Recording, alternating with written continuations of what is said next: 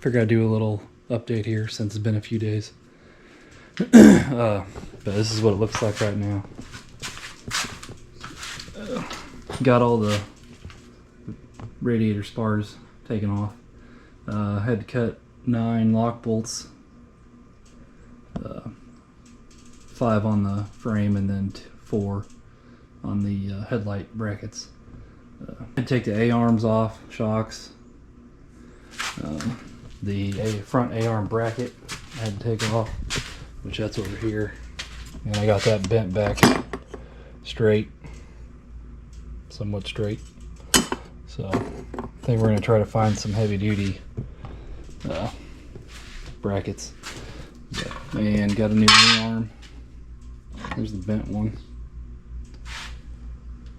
And then there's the straight one. And these are the bolts. Basically had to split the lock on them with a grinder or cutting tool or whatever you got to cut, and then knock them off with a chisel. So that's pretty easy. But so, and I found out my radiator's a little, can't really tell, but it's bent, so I'll have to get one of those eventually. And yeah, so it's pretty crazy design, that's for sure. Makes it a whole lot easier just replacing a couple pieces than replacing the whole frame. So alright, but we'll get to putting this back together.